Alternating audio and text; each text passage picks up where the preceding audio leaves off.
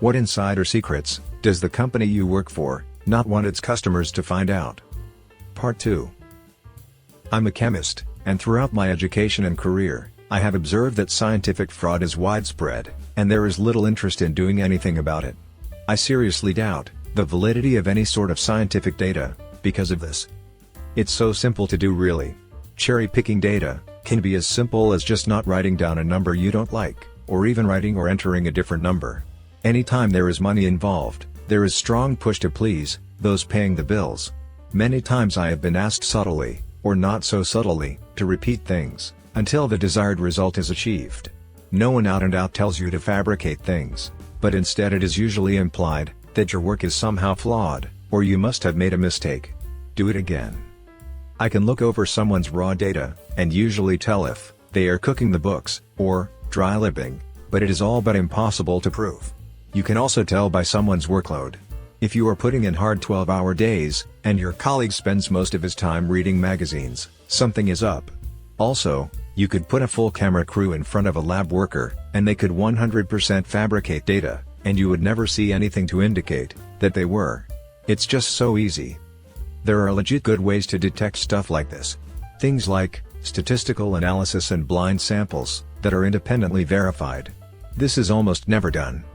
Edit, to all the folks asking about climate change.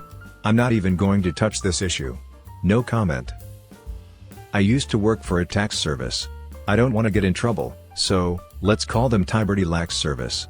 The people that they hire to do your taxes have at most 2 weeks of training. When I was there, I knew people who didn't even have that, usually only a week. They will charge you $99 per form for your taxes, by the way. Edit, because some have asked. From my time there, I've learned that the people that are targeted are most often the ones in need, who don't know about the opportunities available to them. I know also for a fact that the call center had specific lists of clients based on what they filed the previous years. So, if a client previously had something where they filed and claimed government assistance, they were called at a specific month. If they were in certain income bracket, once again, called at a certain month. The scummiest thing, however, that I observed was the sales tactic they used. Most often, you'd be offered a free quote.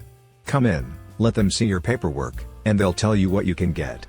What would often happen, however, is that you'd go in, they would go through the entire process of filing your return, and at the end, you'd basically be pressured into paying, because they already did all the work. And if it turned out that you couldn't pay at the moment, there was also the convenient option of just subtracting the amount from the return itself. Oh, and the return.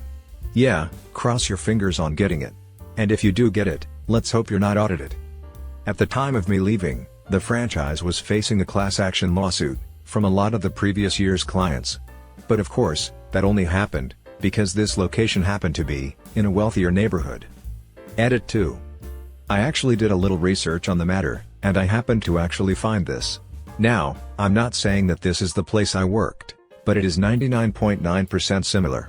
The big difference, as I said, is that the place I worked for was Liberty Lax Service. The last job I was at was a family-owned steel supplier in the Northeast US. They carried beams, angles, flats, tube, pipe, plate, and more. They basically did prefab work, cutting product to length. In some cases, mostly government jobs, the customer would specify domestic material only. If they did not have it, they would have us grind off the heat numbers, a code that offers traceability to the plant it was made, down to the composition of material, a foreign material, to sell as domestic, with doctored mill certs. Shady practice with dire consequences.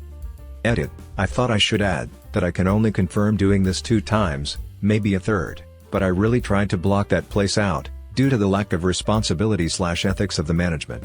The last few years were really bad. Edit 2, as a lot of people are insisting me to report, I wanted to say that, had I known then what I know now, I most certainly would report. This was 10 years ago, and I would not be able to tell you the name of the customers, or even a close date of when it exactly happened. I know there was a few pieces of square tubbing, 4, 5 or 6 inch, and some cut I-beams, but the rest of the details are foggy. Pizza Hut, we aren't super sanitary, extra cheese comes on a cheese pizza, the $10 coupon code is $2,155. If you tell them you are an employee, and use the $10 coupon code, you get a large for $8.80. Most of us do not care about discounts, and sometimes tack them on, to be nice. Edit: if you really want something cool, ask them to use half toppings, fold and crimp your pan pizza in half, before putting it in the oven, and top it with the Parmesan parsley mix. Boom, you now have a Pez one. Also, stuffed crust pan pizzas totally exist for employees. Worked injection molding, almost my entire life. My uncle and father build/rebuild molds in a mold repair shop. Almost every mold that has a "Made in the USA" texture somewhere in it will have it removed. A lot of companies do not want their parts saying "Made in the USA." Their reasoning is, if you know it was made here, then you know there is someone to sue. If it's made in some shop in China, you're less likely to pursue legal action, whether bogus or justified. Former employee for a computer refurbishing company that sells computers on Amazon. Mostly Dell and HP desktops, as well as Lenovo, HP and Dell laptops. Mostly Core 2 Duo, with a few first and second generation i5 and IEs, mixed in. 1. We violate Amazon seller toast by having 4 storefronts, selling the exact same items. This spreads out negative feedback to prevent any storefront from being shut down. We have 2 Canada-themed and 2 USA-themed storefronts to fool buyers, and Amazon, from thinking, we're 4 different companies. When in reality, the whole operation is done inside a dark warehouse, in somewhere, without air conditioning in the summer heat. 2. The insides of these systems were all hacked together. For a while we used silicone adhesive instead of thermal paste. Twist ties to hold hard disks. The rattiest cables we could find, cleaned up to look nice. Mismatched RAM sticks, that will result in headaches later on. Hard disks meant for video surveillance, that has poor random I/O performance, that will cause you to tear your hair out when you get random inexplicable lag. Cables taped together. Power supplies with questionable capacitors. 3. BIOS hacks to defeat safety interlocks. Specific models of computers throw fan errors caused by fans gumming up and spinning too slow. This prevents booting. Therefore I heard, from a coworker, that another person patches this out in the BIOS in order for booting to continue with a damaged fan. Which, combined with using silicone adhesive as thermal paste, conveniently overheats the CPU outside the return period. 4. Quality assurance boils down to 2 things. 1. Make sure the outside is visually appealing, and 2. The insides hold up to software checks. Everything else is open season. Feel free to ship out a machine cake full of dust, as long as it works and looks nice. I even stuck giant stickers with a giant butt scrawled on it inside the machine, and they pass without question, since the quality assurance doesn't even inspect inside the machine. 5. Cracked and pirated software galore. While we properly activate Windows, everything else is pirated. We have machines that run uTorrent all the time, and we mostly preload pirate Microsoft Office 2013 and 2016, and crack it with KMSPICO, and whitelist the crack tool for the customer, because the AV detects it as malware. Other favorites were preloaded and pre-cracked Photoshop, CorelDRAW, some CAD thing, and I think we also preloaded Sony Vegas. 6. The free tech support theme sticker on the machine is a lunch.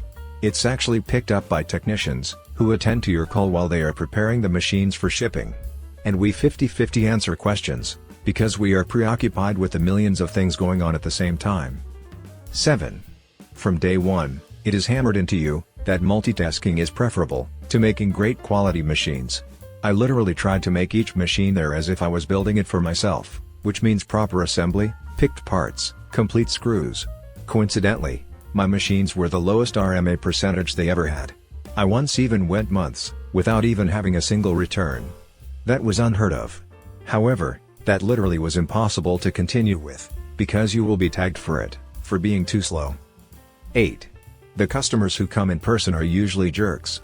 There is this one guy that keeps reselling computers, who I put a happy smiley face on, while I listen to his millions of ridiculous demands, like making a hard disk system and expecting it to run as fast as an SSD-based one. I literally spend half a day doing machines for that one person, since the smallest defect, even one's QA will pass, would mean a large screaming match. 9. Tax evasion and welfare fraud are pretty common themes in that place. The management pays cash, under the table, after some hours have passed because, to quote, They don't want to pay extra taxes and shit with the government. One close supplier brags how he is under welfare, while making a steady cash-only income sourcing and supplying parts. Another person brags about making his fortune cash-only, and paying no taxes to the government. 10. Safety? What's safety? The warehouse is dark, with the lights off, to save energy. And temperatures inside 90 Fahrenheit with almost unbearable humidity because they are too cheap for air conditioning. We don't even have proper ladders, or not enough time to get the ladder. Once, we stacked up desktop PCs and formed stairs out of them, to get to those storage racks, 15 feet in the air.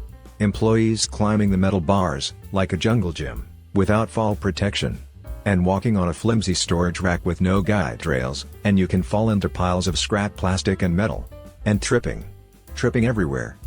Honestly, there is more stuff I can write, but I know I am late on this thread, and this post won't gain any readers anymore. Update. Didn't know it was going to gain this much attention. So, a few more extras. 11.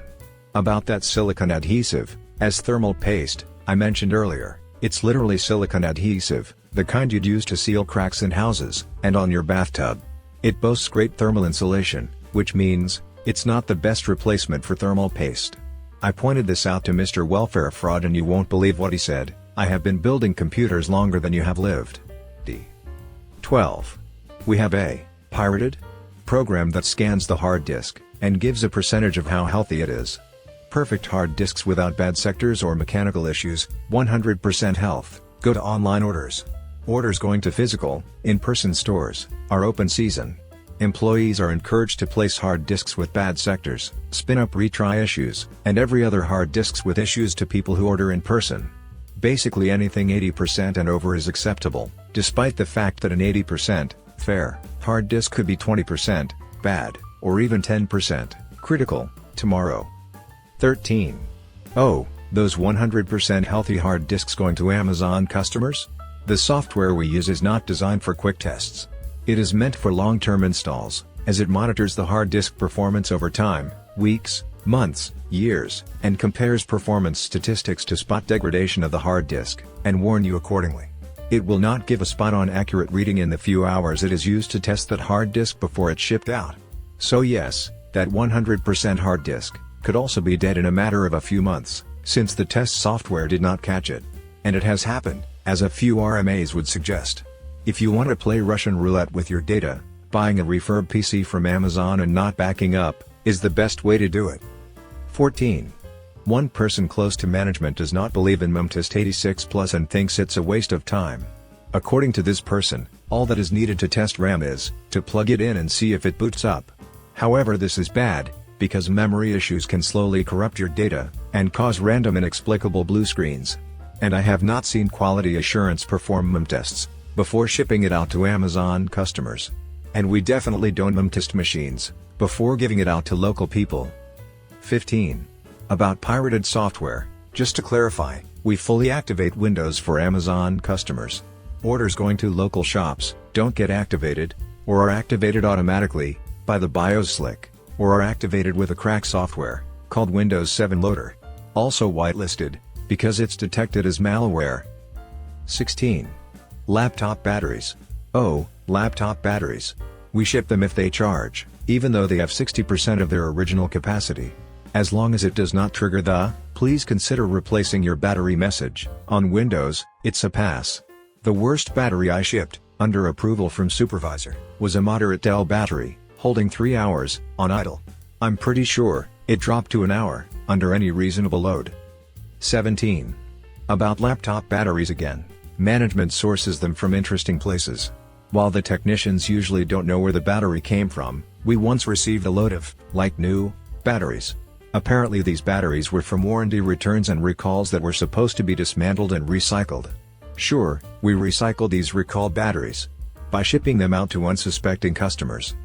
18. Sometimes we kill Windows Update to improve performance, especially for the person who resells computers. Yes, we know it's malware risk, but as long as it is fast, and the customer is happy for 30 days, we don't give a toss. 19. Before I was let go, there were talks of creating gaming machines. Management is completely clueless about this. First, they wanted to sell an outdated Harper Town 2007, Xeon-based dual CPU setup with an NVIDIA Quadro. Massively marked up, of course. I don't know if they went ahead to sell it to the customer, but I am sorry for the person who was suckered into buying that thing. 20. And despite all of this, management actually wants to apply for Microsoft certification. Yes, despite using cracks and hacks and pirated software. I just don't even. I worked at Best Buy warehouse. One tip, when buying a TV, make sure the staff in store open and check the screen first, before you take it out of store, no matter the size of the TV. During busy season, like Christmas, Boxing Day, or Black Friday, we will drop a lot of products during shipping and packing, so, yeah. I bought a Vizio about 1.5 years ago from Best Buy. Great TV, best price I found. I tell the salesman what model I want and he said, he'll get one from the back, or whatever, and I can go pay for it, while they get it if I want. They looked busy, so, I figured I'll pay for it right away and get out of their hair. Go to grab the TV from the guy who got it out of the warehouse, and the box is all F up. I calmly tell the guy that we are going to open it, to make sure everything is okay, before I head out. I'm not worried about the box, I just don't want to drive 45 minutes home, then risk driving 45 minutes back, if there is a problem. The guy says, that's the last of that model we have, so, that is the one you are getting. I say, the box is pretty rough, if there is a problem, I'd rather just take care of it now, okay? I'm not opening the box for you. I don't have any others, so, you own that TV. That's okay, I got it, I say, as I open my Swiss Army knife, and take the TV out of the box. The TV was fine and I slid it back in the box. At this point, the salesman came back around and asked if there was a problem with the TV. No, the TV is fine, but this guy is in a hole. Grab my TV and walk away. I worked for 2 years at a call center for Cox Cable, doing tech support for internet and TV. It's more important for the techs to get you off the phone, than to actually resolve your problem. Don't blame the techs, they've got supervisors breathing down their necks, and the supervisors are breathing down their necks, because customers complain about being on hold so much. When I was doing it, 3 years ago, calls had a limit of 7.5 minutes. 7.5 minutes to take your info, diagnose your problem, give you a solution, and resolve the call, not the problem. If the call goes over 7:30 minutes, a supervisor would come over, and ask what was going on. I got in trouble so many times, for genuinely trying to help people, it was disgusting. One time, I spent a good 30 minutes on the phone with a guy in San Diego, who was setting up his internet. He was old, slow, and computer illiterate but really nice and patient, so I did everything I could and eventually got him going. He was thrilled, spoke with my supervisor to tell them how happy he was with me. I got written up for that, because I wasted time helping one person, when I could have been fake helping many others. I've heard plenty of stories just like this, from the other cable companies and the call centers they contract out. Basically, for an inbound call center, the people in charge just care about clearing the calls in the queue, not helping you. No matter what scripted bullshit they make the techs say. And again, don't blame the techs for this, at least, their hands are tied. Also, cable companies are hemorrhaging television customers and will suck your D, to keep you from cutting television service. Threaten to leave, name Dish Network or something, and they'll shower you with discounts. Don't say, I don't watch much TV, but do mention competitors.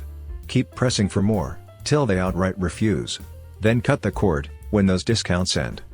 Edit, let me just clarify, that good phone workers can manage to average out their call times, and the easy ones quickly, so they have more time for the long ones.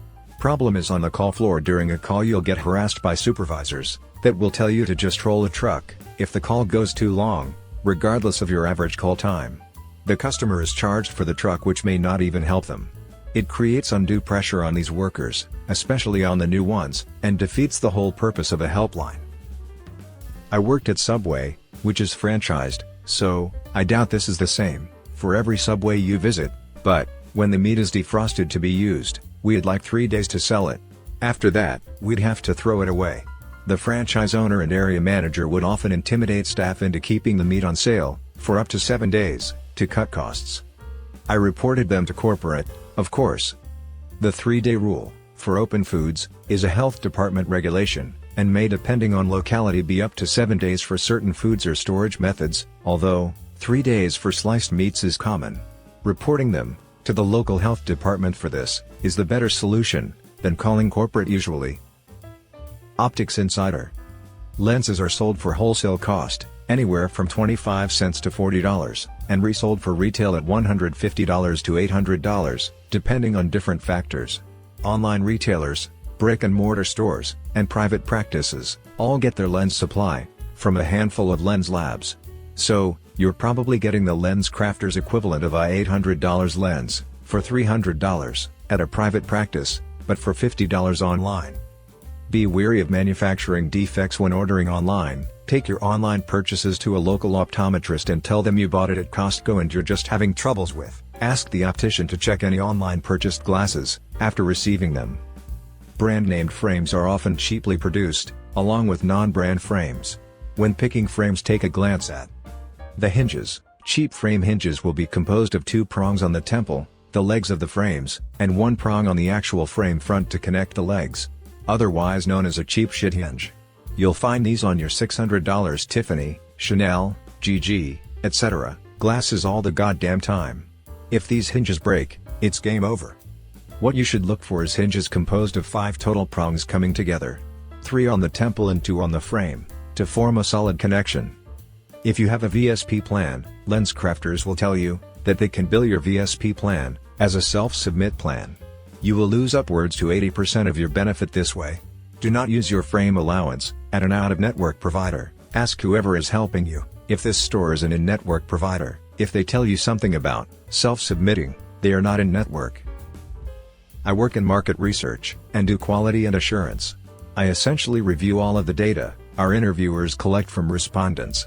Aside from that, I also edit the data so it makes sense, because some people say wild things. I also recode responses, and often replace open-ended responses with what I feel is appropriate. Surveys that were ended too soon, due to the respondent hanging up, I go into those and complete them. I don't even call the respondent back, I literally put whatever I want. We do surveys for political issues, like upcoming elections, customer satisfaction studies, and for colleges/universities. We even have a recurring study that collects data from people who were impacted from the BP oil spill. We recently picked up a job the IRS wants us to conduct too. It really opened my eyes to look at where data comes from, and how honest that company is, who collected and validated the data. I work for a Fortune 100 financial office. I wouldn't trust 95% of the people with a cent of my money. There are a few decent people, but the rest don't give a shit. They want the commission and the policy count. And a ton of them have either been sued, given strikes on their records, investigated for fraud, and or are not allowed to use wording due to their past behavior. Not quite a company, but law schools in the United States. In the past, most lawyers who went to a Tier 1 school and did decently well could be expected to do very well upon graduation. It wasn't uncommon to earn $200,000 right upon graduation. As a result, law schools became a cash cow for universities. They began opening at an alarming rate, charging outrageous amounts of money, which was almost all kicked back to the main campus, but it didn't matter, because people were getting good jobs upon graduation. Then the legal market collapsed, following the housing collapse. Law firms rescinded offers from new graduates, and fired huge amounts of their staff, or shuttered their doors entirely. As the economy, as a whole, has improved, the legal economy has improved as well, albeit slowly. But things are not back to where they used to be. Many law firms discovered that they could get by without huge amounts of attorneys on staff. If they ever needed additional attorneys for a big case, they began to rely on contract agencies more and more. And why not? They weren't responsible for any overhead, any sort of benefits, and they could be paid a pittance of what they would pay for an attorney on staff. And once the case was over, who knew what sort of work they'd have coming their way afterwards? So, why keep the unnecessary overhead of a person on staff? Before the legal market collapse, these sort of contract attorney jobs got paid very well. You'd make maybe upwards of $100 an hour, work for a few weeks and make a good chunk of change, and then pay off some bills, put some money away, and lounge around until the next job came calling. But with law firms using contract agencies more and more, this market is booming. And they can pay a lot less than they used to, with all the lawyers graduating from law school. A lot less. We're talking people with saddled of upwards and over $200,000 in student loan debt accepting jobs, for as little as $18 per hour. And there is no stability. Many agencies will actually lie to their contractors, just to get them to commit to a project, saying that it'll last for months, and then end the project after just a couple of weeks. And you don't have a guarantee of that lost pay. You didn't work it, you simply don't get paid. This sounds like the market is finding itself, and this is simply good economics. Which is fine. But the problem is that law schools are still big business. While the number of applications to law schools dipped for a couple of years, there are now more than there ever were before, with big promises of cushy jobs and even cushier paychecks. Universities and for-profit colleges are gobbling up all of these students' tuitions, because it's big money for them, and they have zero obligation to their students when they send them out into the cold, with no job prospects in sight. TLDR, 98% of law schools in the United States are a complete scam.